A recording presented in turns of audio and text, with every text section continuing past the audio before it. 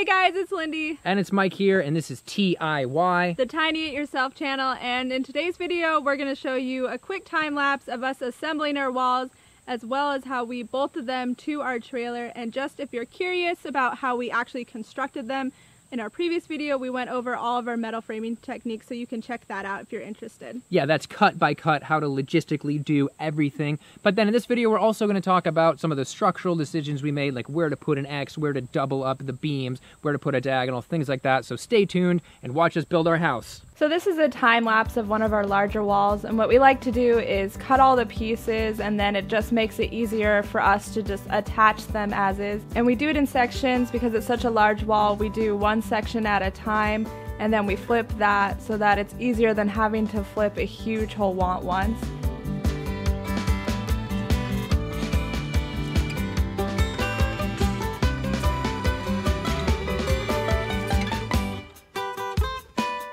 And before we put the wall up, we're going to go over some things that we did to get our trailer ready for it. Very first step is to make sure that your subfloor is level all the way across. And we did that by using several jacks and blocks. So of course have to level it forward, which for us meant using a couple giant blocks there as well. And always be completely sure that your wheels are secure. As you can see in this time lapse of us putting up our walls, while we're not Hercules, the studs are so light that it only took 3 people to maneuver all the walls onto our trailer, which is awesome. And in these next clips you can see it freestanding, and we just did that by doing self-tapping screws before we ended up bolting our frame into our trailer.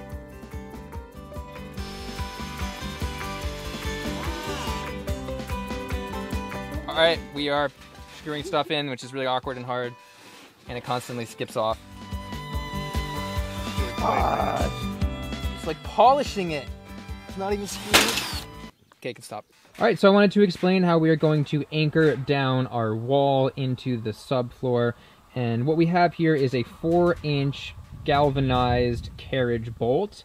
And it's going to be just going right into the wood on the bottom, and then it's going to connect to the metal on the top, except more like that.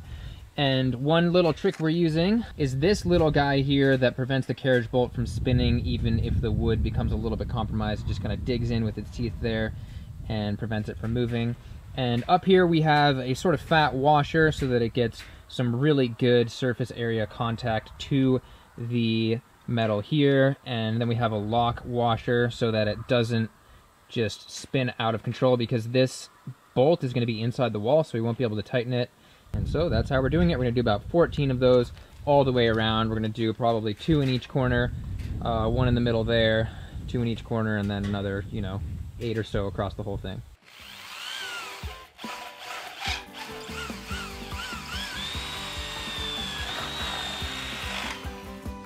Alright, so now we have a 3/8 inch hole for the 3/8 inch bolt that goes all the way through and comes out the bottom of the stud.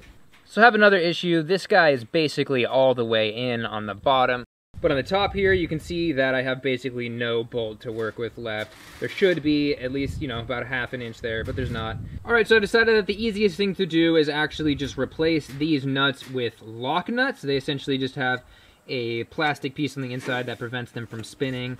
This guy was just like too fat, and I'd have to go back and get 1/2 inch longer bolts, and that's just a pain in the neck. This way I can do all of these and come back anytime before the inside of the wall is finished and put those lock nuts on.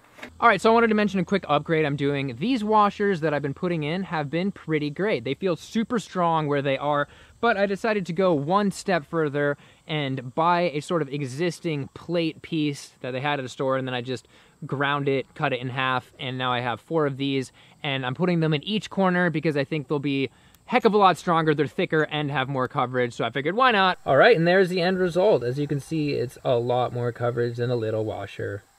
Alright, right now we are just making the 2 halves of the roof. These are the rafters, and so once we get these 2 up, we will throw them on the roof and make a little valley piece connecting them, and then we can actually put the roofing on. Alright, you might notice that we are using 2x4 studs for our rafters. Normally people use 2x6, so what's the deal with that? We actually only have 2x4s at our local store, and we just wanted to get going on the project. And so what we did is we did a load calculation and realized that if we double up every other one, then we can get all the support we need. And at first I did it the wrong way, and I kind of did it like this, like a 4x4, but that creates a big insulation gap. And so we switched to putting them like this so you can put insulation in the cracks. So this is the result. Basically a big I-beam.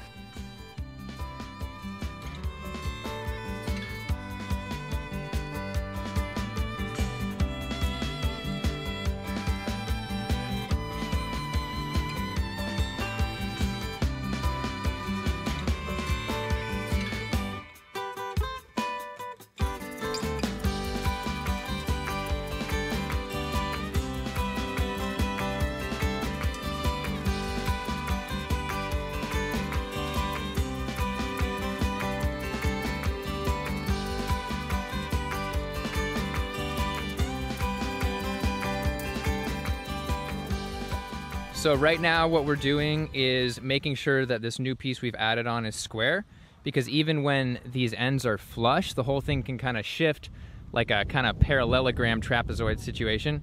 And so we have to measure the corners, you know, from that corner to that corner, and then from that corner to this corner, and make sure that they're the same length so that it's square. Here's the current situation. It's a little bowed out on the side, so we have a gap there, and we're going to start by screwing in the edges and then moving out, and so the whole thing will be square.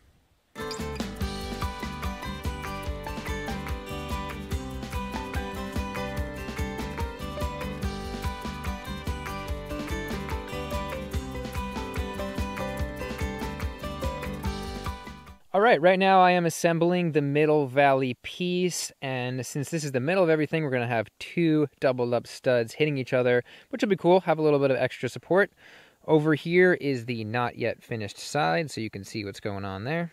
And we didn't screw the second screw from the second rafter in yet, so that the whole thing can just slide into the track on the existing roof pieces, and then we'll screw the entire thing together once it's all up there.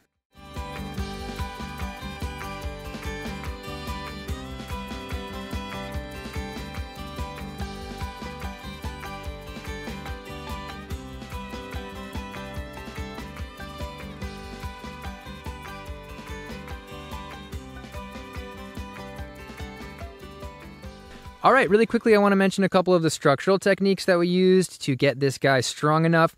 The first one we used was on our overhang. We actually made a double bottom plate. And not only is that a double bottom plate, but one of them is a stronger gauge steel. Normally, we're using 25 gauge steel, and that's actually a 20 gauge steel on the bottom there, so that's stronger. And then these diagonal braces are really good at taking the pressure and moving it out to the edge. So if somebody was standing there, working on the roof in the middle, you can see that the weight would kind of go out to the far corner and then be supported by the double beam and down there. And so that's the way I kind of like thinking about how these are designed. So even this little header here that I did, that I triangulated, you got to think of the middle weight being distributed out to the side and out to the beams and then downward. And so we also added an X here for extra stability because we didn't want any shifting at all there.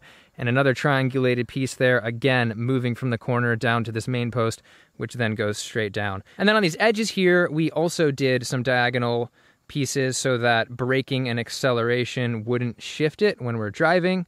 And over the door, again, we have that header sort of truss beam, and over all the windows we did that as well. Now, one thing you may have noticed that we actually don't have a floor under here. This is going to be our second loft, our TV loft. And under all of our lofts, we want to do an exposed wood thing instead of doing the metal and then capping it off and losing a lot of headspace.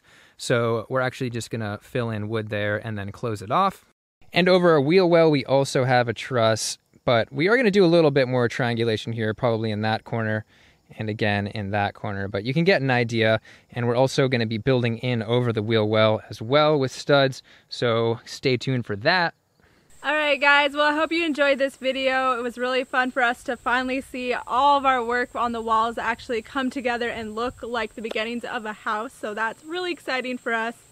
Yeah, it took us days to frame those walls, and the four walls went up in like 10 minutes. In fact, we finished it before our time lapse was up, so it was super fast. And I also want to say that working with metal studs, other than the annoying screws, is pretty amazing. We did a DIY scaffolding system, and we're going to have a video about that. And we realized once again how annoying it is to work with all that twisting, bending, warping wood. So I'm happy we did it this way, and we got such a light house now. Yeah. So So if you like this video, please give a thumbs up and subscribe if you haven't already, as well as check out our Instagram for more up-to-date progress. Tiny It Yourself, just like our channel name. Yeah, we really appreciate you guys for watching, so come back. Bye. Bye.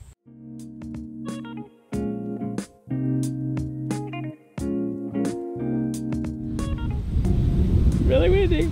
And scary. Who's afraid of heights? Whoa. Yeah, oh yeah, oh. Oh, that's in. Oh, that's, yeah.